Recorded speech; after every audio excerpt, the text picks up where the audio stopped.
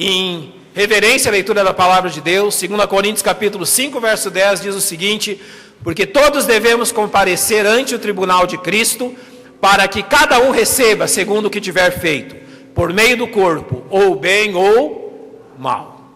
Senhor, nós mais uma vez rogamos as Tuas bênçãos sobre a meditação da Tua palavra nesta manhã.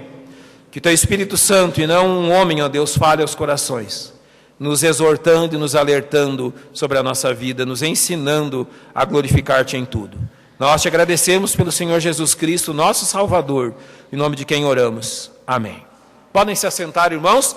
Tribunal de Cristo, ou seja, nesse tempo que nós estamos falando sobre mordomia cristã, que estamos falando do nosso serviço para o Senhor, que estamos falando de quanto é importante o servi-lo, da obra missionária e de todos os sacrifícios de louvor que nós podemos prestar-lhe, é importantíssimo voltarmos a nossa atenção para a doutrina bíblica do fato que Cristo então estabelecerá o seu tribunal. A Bíblia diz o seu bema, o tribunal de Cristo, o lugar de julgamento da obra dos crentes. E claramente no texto que lemos a Bíblia diz, para que cada um receba segundo o que tiver feito por meio do corpo. A palavra corpo ali não é o nosso corpo físico, mas corpo ali se refere à igreja.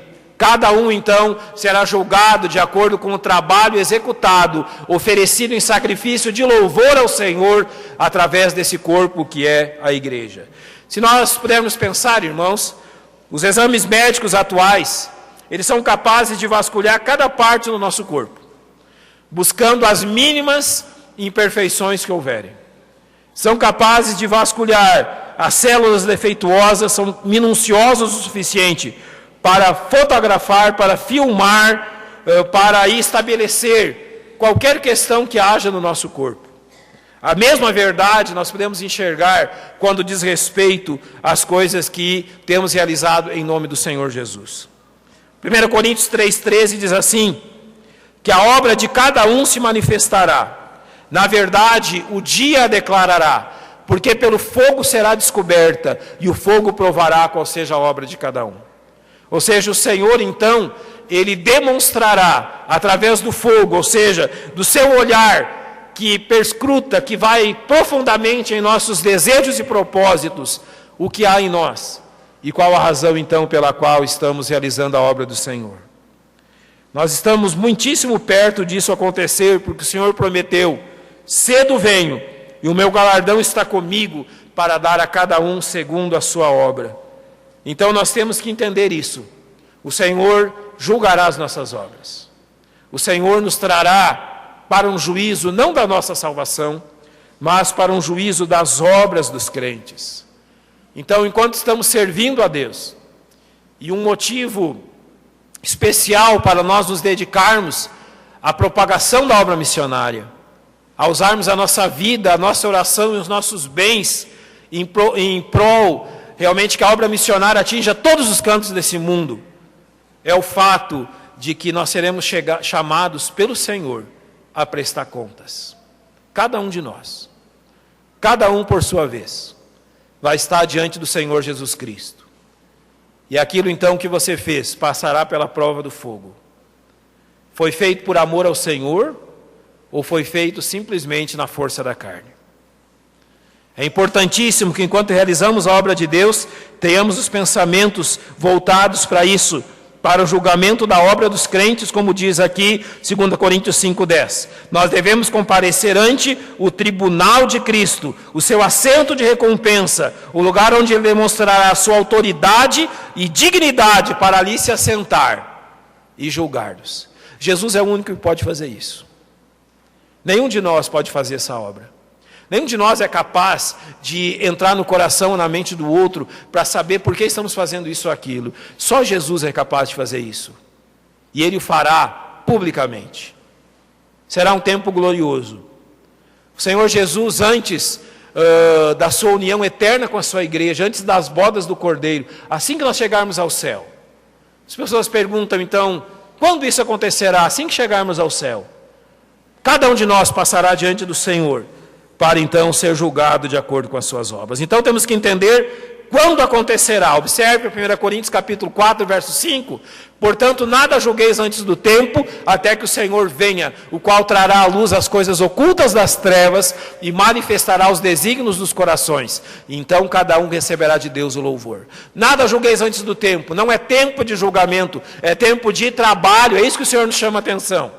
Você já percebeu o que o Senhor Jesus fez após a sua ressurreição? Os 40 dias que ele permaneceu nessa terra foram 40 dias onde ele se propôs a propagar o fato que devemos ir e pregar o Evangelho a todas as criaturas. Ele usou aqueles dias unicamente para esse fim, para levar os seus discípulos a propagarem a verdade do Evangelho a outros. Então essa ordem, ela precisa ser observada se ela foi cumprida pelos crentes ou não.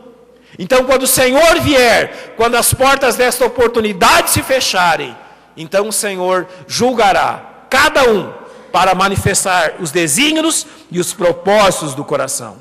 Aonde acontecerá? Aonde nós seremos julgados desta forma? Observe 1 Tessalonicenses, capítulo 4, verso 17. Depois nós, os que ficarmos, seremos arrebatados juntamente com ele nas nuvens, a encontrar o Senhor nos ares, e assim estaremos sempre com o Senhor. Nós vamos encontrar o Senhor nos ares, mas nós vamos para onde ele está. Hoje, Jesus está conosco. Naquele dia, nós estaremos com ele no lar celestial. E é lá que nós vamos ser julgados. Sabe onde? Isso é maravilhoso de ser pensado. Irmãos, nós vamos ser julgados em casa. É isso mesmo. Nós não somos desse mundo. Nós somos peregrinos e forasteiros aqui. Então o nosso Pai, que deu autoridade ao nosso irmão mais velho, vamos dizer, o herdeiro de todas as coisas, Jesus Cristo, primeiro ele nos leva para casa. E é em casa que nós vamos responder por isso. Nota que coisa maravilhosa. Deus nos trata como filhos. É em casa que nós seremos julgados, é no céu. O Senhor nos chamará a responder a nossa responsabilidade como crentes no nosso lar celestial. Não será nessa terra passageira, mas no céu eterno que nós vamos responder por essas questões. Quem será o examinador nesse dia? 2 Coríntios capítulo 5, verso 10 diz que nós vamos comparecer ante o tribunal de Cristo, a quem o Senhor diz que o Pai a ninguém julga, mas deu ao Filho todo o juízo. Esse tribunal, para julgar as obras dos crentes, será presidido pelo Senhor Jesus Cristo. E olha, é bom que seja assim. Você já pensou, se o Senhor tivesse nomeado alguns de nós para fazer isso? Qualquer um de nós. Qualquer um dos apóstolos. Qualquer pessoa entre nós, com certeza, haveriam muitos recursos depois desse julgamento. Haveriam muitos fatos que as pessoas não concordariam. Seria um julgamento injusto, porque feito por pessoas injustas, apesar de naquele momento já glorificadas. Mas nenhum de nós é perfeito como é perfeito Cristo. E naquele dia, o Senhor Jesus será o examinador, porque só Ele pode fazer esse exame. Ninguém mais é capaz de fazer isso. Ninguém é capaz de adentrar no nosso coração e saber por que deixamos o nosso país para pregar em outro país, por que deixamos o nosso estado para pregar em outro estado, ou por que fizemos missões na nossa igreja. Só o Senhor pode fazer. E Deus, na sua justiça, estabeleceu que esse julgamento seja feito pelo próprio Senhor Jesus Cristo. Então nós temos que pensar quem será examinado. 2 Coríntios 5,10 diz quem? Para que cada um, no dia desse exame, o exame não será feito por nacionalidade. Primeiro este país, depois aquele país, como nós vimos os países adentrarem, não é, na cerimônia de abertura das Olimpíadas. Não. O exame não será feito por igrejas. Nesse momento, então, todos os crentes do Templo Batista Maranata serão julgados. Não. O exame não será feito por famílias. Neste momento, a família Souza, a família Silva, a família Almeida. Não. O exame será feito cada um por sua vez. Você não poderá responsabilizar ninguém por aquilo que deixou de fazer. E não poderá ser responsabilizado por aquilo que outra pessoa deixou de fazer. Cada um comparecerá segundo o tribunal do Senhor.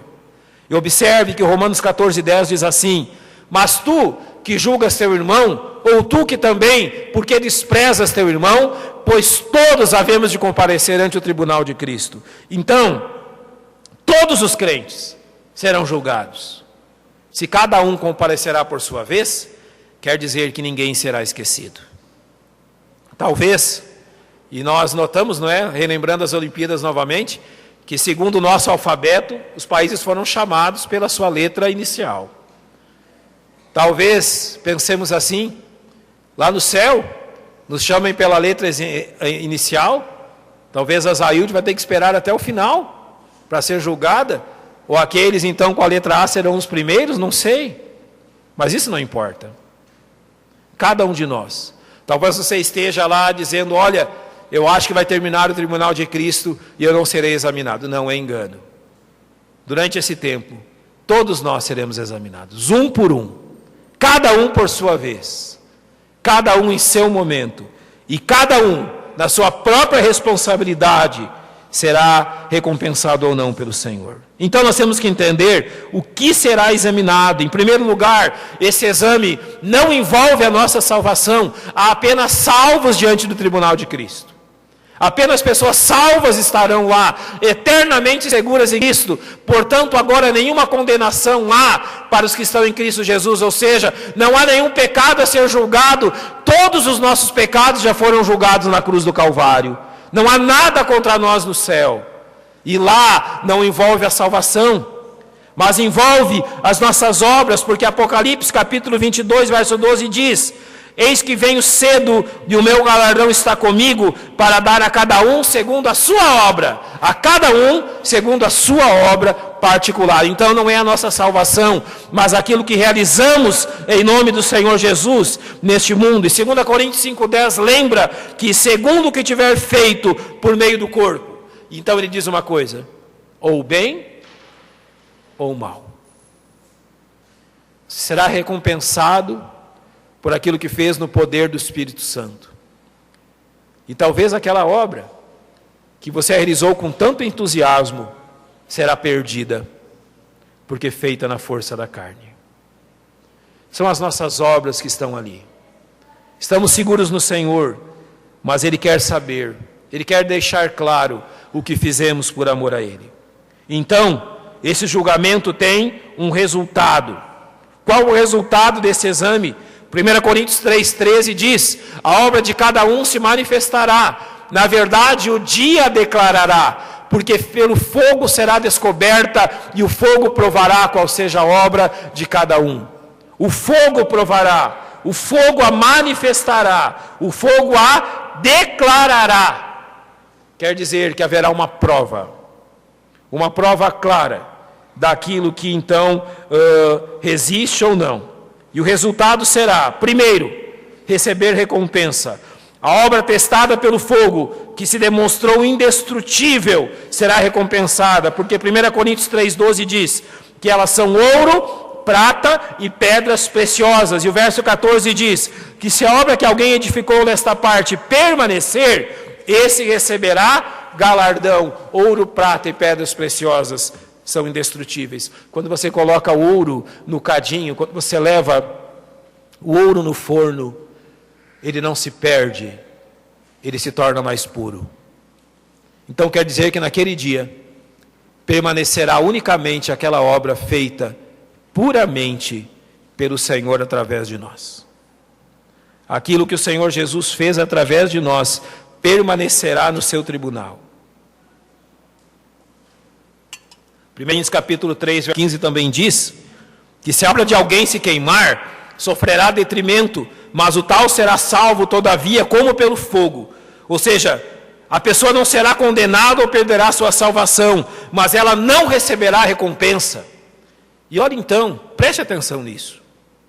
O tribunal de Cristo nos recompensará, ou nós perderemos a recompensa. Olha que importante é esse fato que Paulo tem dito.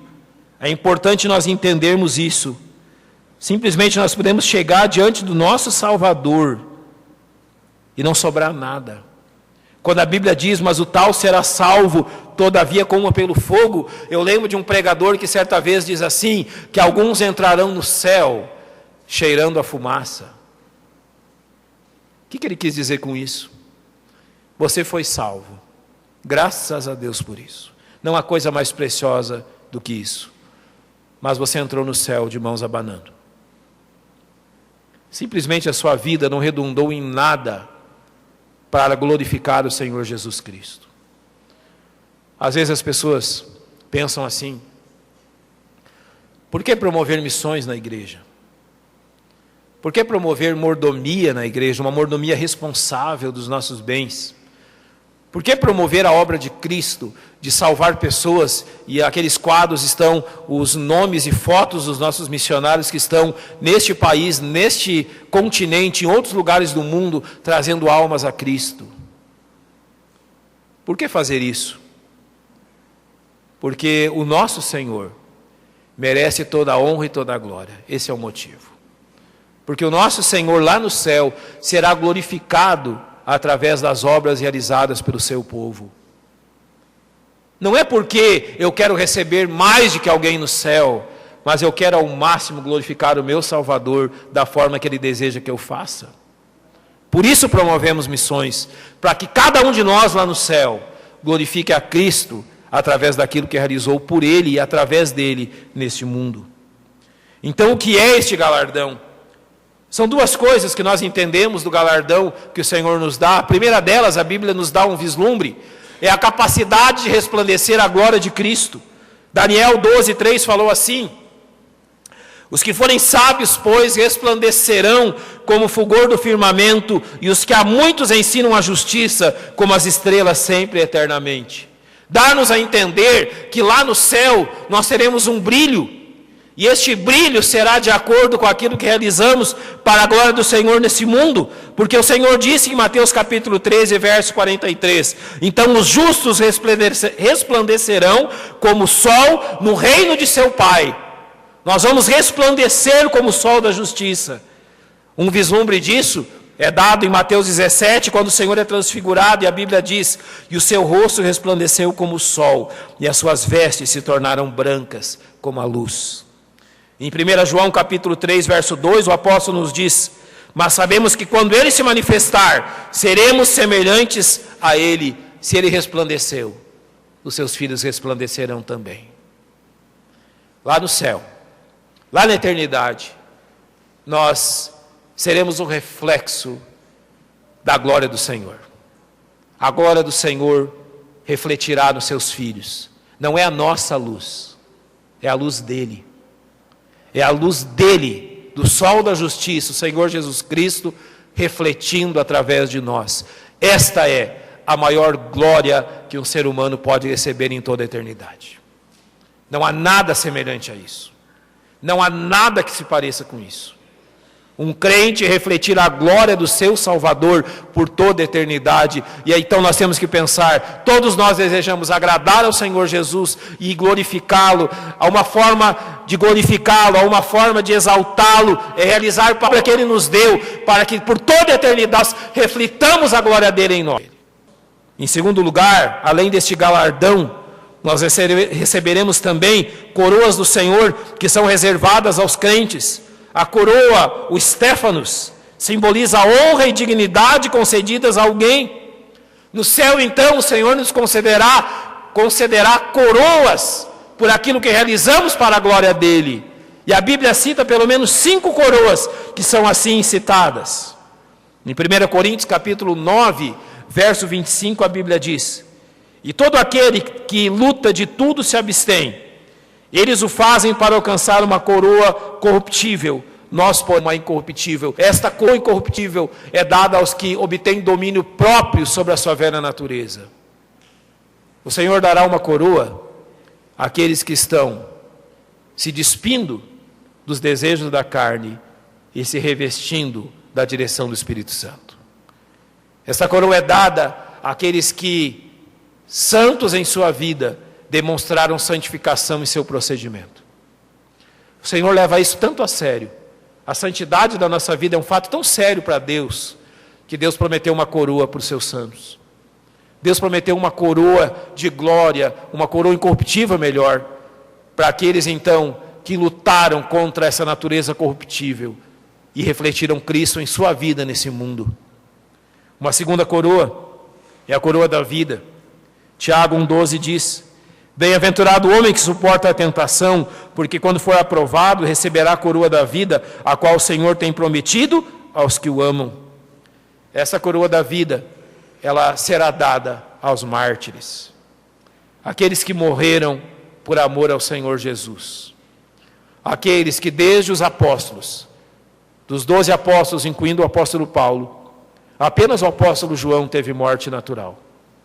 Todos os outros 11, decapitados, cerrados, crucificados de cabeça para baixo, foram mártires em nome do Senhor.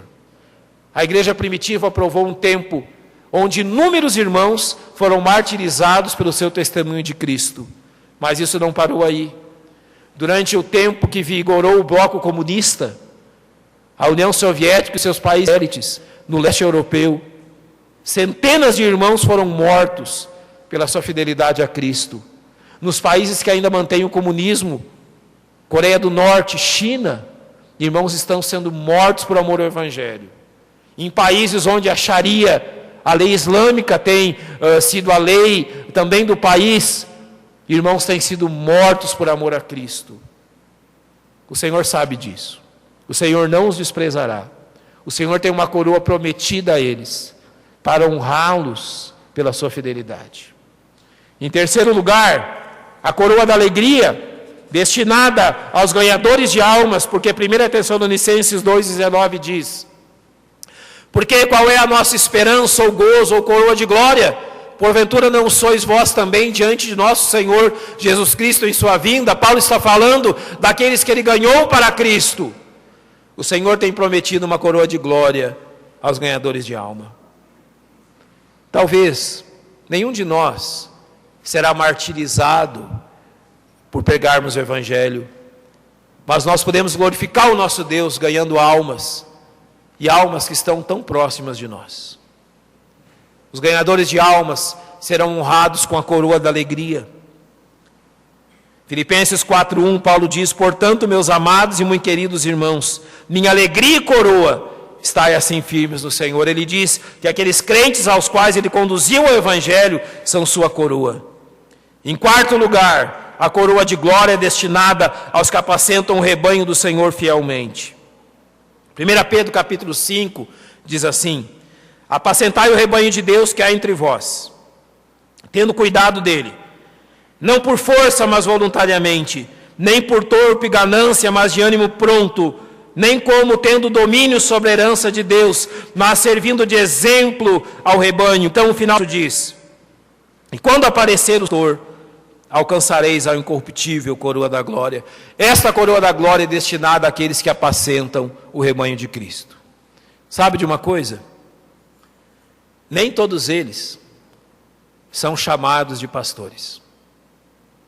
Há muita gente nesse mundo que não tem um título, mas é um apacentador do rebanho de Cristo. Nós vamos ter muitas surpresas no céu. Irmãos que talvez, vivendo em lugares esmos, longe de toda a informação, dedicaram as suas vidas, além do seu trabalho diário, a apacentar o rebanho de Cristo naquele lugar. Nunca foram chamados de pastor ou receberam uma ordenação ou um título humano, mas apacentaram o rebanho. E o Senhor lhes promete a coroa da glória. E finalmente a quinta coroa diz que é a coroa da justiça, destinados aos que amam a sua vinda. Desde agora a coroa da justiça me está guardada, o qual o Senhor justo juiz me dará naquele dia, e não somente a mim, mas também a todos os que amarem a sua vinda. Maranata, ora vem o Senhor Jesus. Essa é uma verdade que tem que estar presente na nossa vida. O Senhor promete uma coroa àqueles que estão aguardando o seu retorno. Olha, sabe o que nós aprendemos com essas 5 coroas? Você aprende quais são as coisas que o nosso Senhor valoriza. O nosso Senhor valoriza pessoas que ganham almas. O nosso Senhor valoriza pessoas que perdem a sua vida por amor a Ele. O nosso Senhor valoriza aqueles que amam a sua vinda. Aprenda o que o Senhor valoriza, e essa coroa da justiça é dada a estes. Então, vendo essas 5 questões, nós podemos concluir Colossenses capítulo 3, versos 23 e 24. E tudo quanto fizerdes, fazei-o de todo o coração, como ao Senhor e não aos homens, sabendo que recebereis do Senhor o galardão da herança, porque a Cristo o Senhor servis. Vamos todos ler juntos? Todos juntos. E tudo quanto fizerdes, fazei-o de todo o coração, como ao Senhor e não aos homens, sabendo que recebereis do Senhor o galardão da herança, porque a Cristo o Senhor servis. Toda obra missionária, todo o apoio a missões, todo o apoio àqueles que estão no campo, é feito, e nós vamos falar disso nessa noite, é feito não simplesmente olhando para essas pessoas, mas tudo que fazemos é feito e precisa ser feito olhando para o nosso Salvador. É a Ele que nós servimos. Você não está fazendo pelo pastor, não está fazendo pela igreja. Claro que tudo é importante, mas você está fazendo porque você é um servo do Senhor Jesus Cristo. Glorifique a Jesus nesse mundo através das suas obras, para que na eternidade você glorifique-o eternamente através do seu brilho. Faça de coração, faça para o Senhor, se desgaste, até o ponto de perder a sua vida.